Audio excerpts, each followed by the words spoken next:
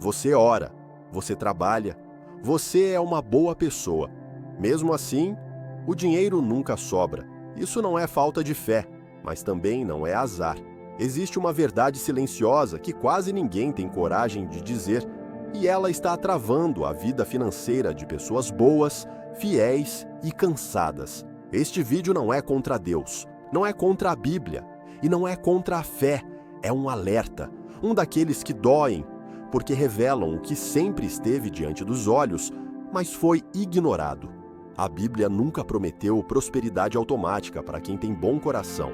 Ela sempre falou de princípios, e princípios não negociam com intenções. Talvez esse seja o ponto mais desconfortável de todos, porque caráter não substitui administração.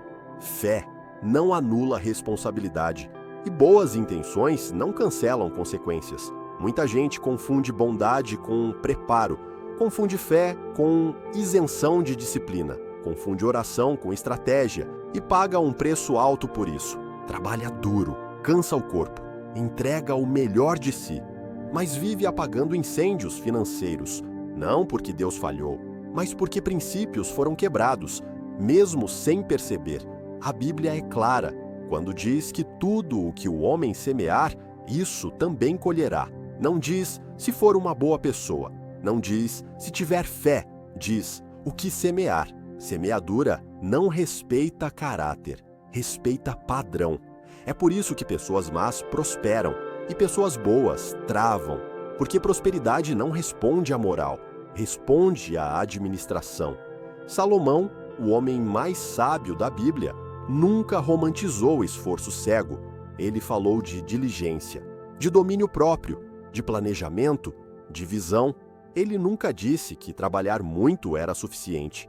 Disse que trabalhar com sabedoria era essencial. Há pessoas que vivem cansadas porque confundiram esforço com direção.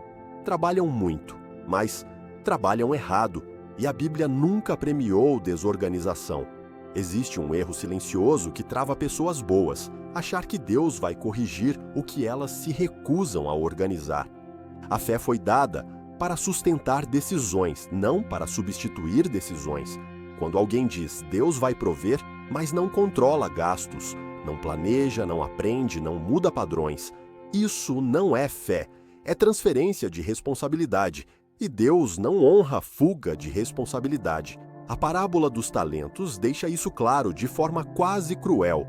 O servo que enterrou o talento não foi punido por ser mau, ele foi punido por ser negligente. Ele não roubou, não desperdiçou em prazeres, não foi imoral. Ele apenas teve medo e paralisou. E medo na Bíblia nunca foi desculpa aceitável.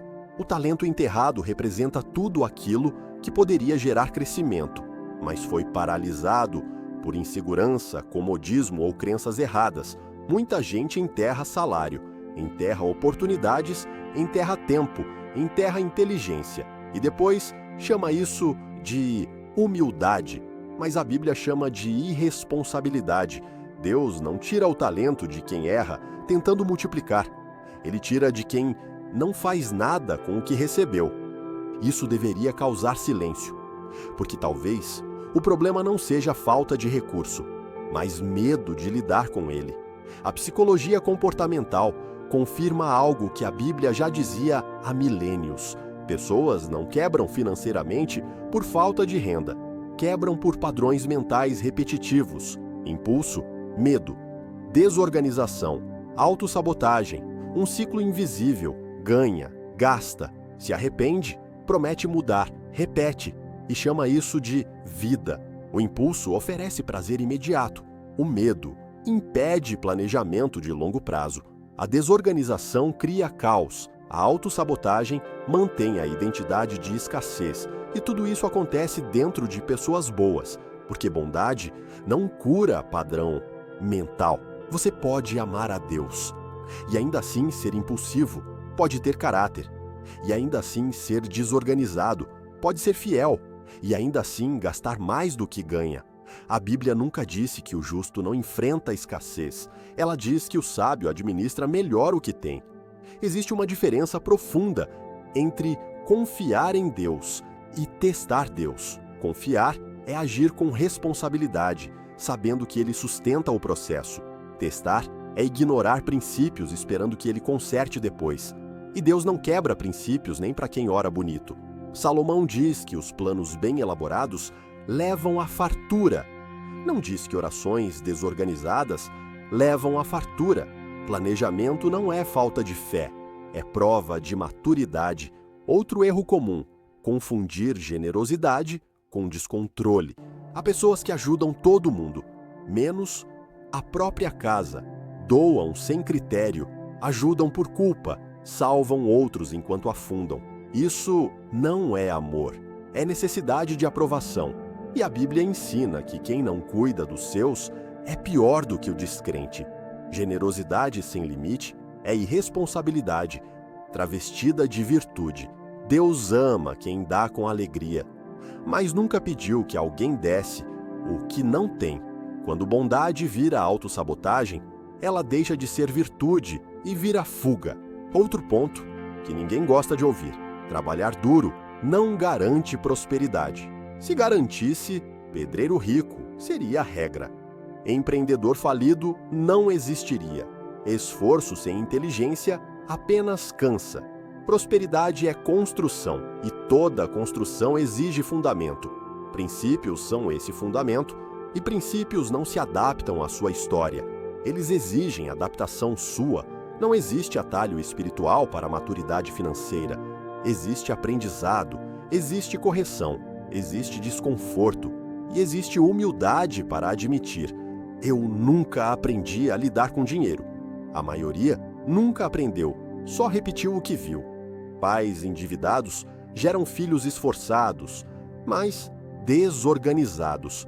Igrejas falam de céu, mas silenciam sobre a administração. E o resultado é uma multidão de pessoas salvas, mas presas financeiramente. Se isso faz sentido para você, talvez seja porque você se reconheceu, não como acusado, mas como alguém cansado de repetir ciclos. Prosperidade não é milagre, é alinhamento. Alinhamento entre fé, disciplina e responsabilidade.